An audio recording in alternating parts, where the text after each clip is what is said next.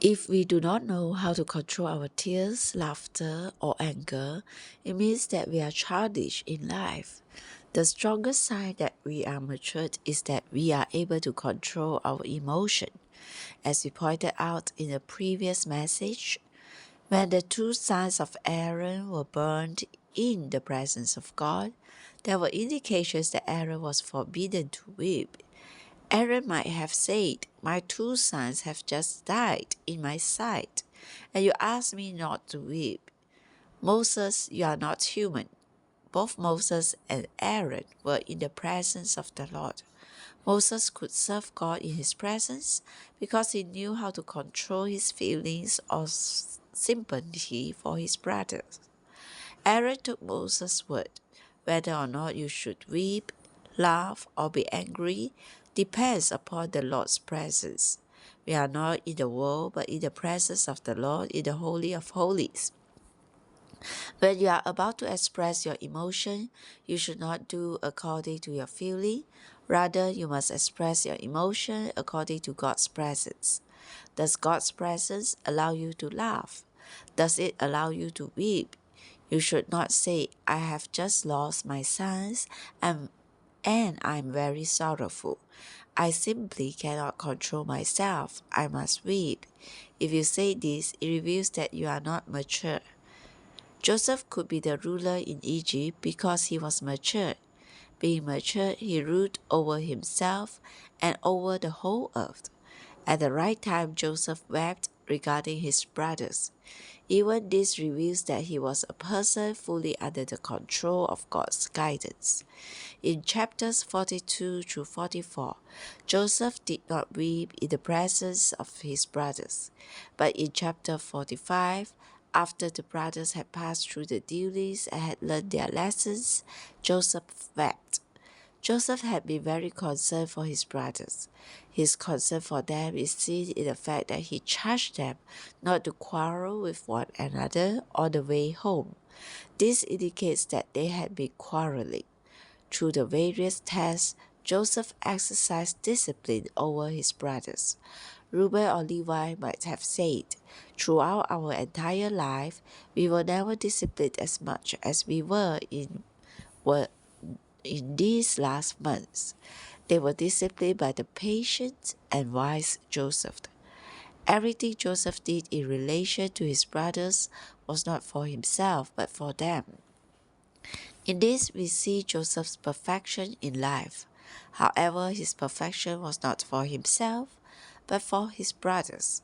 He exercised patience and applied great wisdom.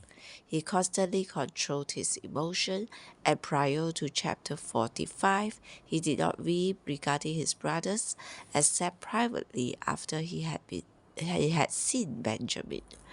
Although he had great emotion, he was not controlled by it. In our married life, we need to learn to control our emotion.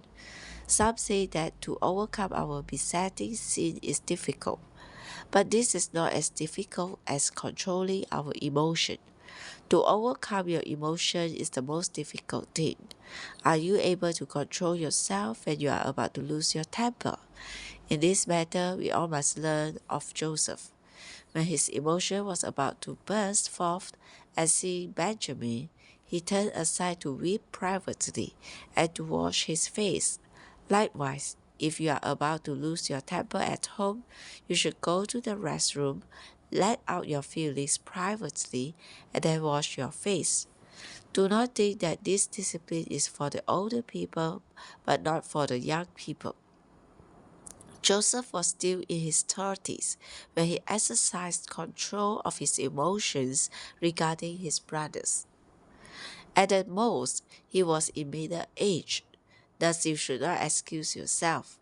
Whenever you are about to lose your temper, remember what Joseph did. When some hear this, they may say, "Brother Lee, did you say that the resurrection life within us is able to overcome everything?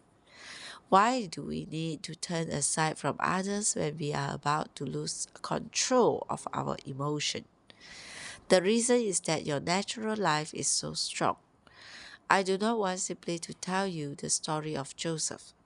My burden is that we would see the life Joseph lived.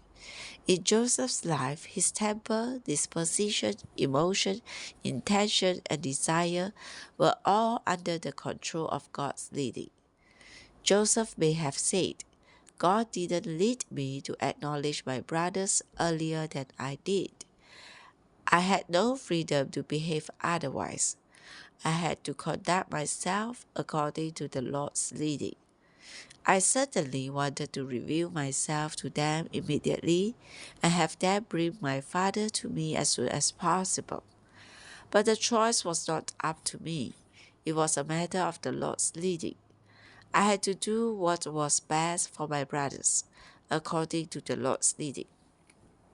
I had to put them to the test.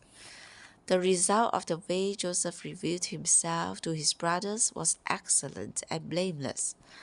At the time Joseph revealed himself to them, the atmosphere was very good. In that atmosphere, it was easy for him to forgive them. Actually, however, within Joseph, there was not the thought of forgiving them. He fully understood that it was the sovereign God, not his brothers, who had brought him to Egypt. Because his dealing with his brothers was full of patience, wisdom, and self-control, the result was so excellent that he did not even need to forgive them. Realizing that God had sovereignly sent him to Egypt to fulfill his purpose, he spontaneously received his brothers. He embraced them and took them in.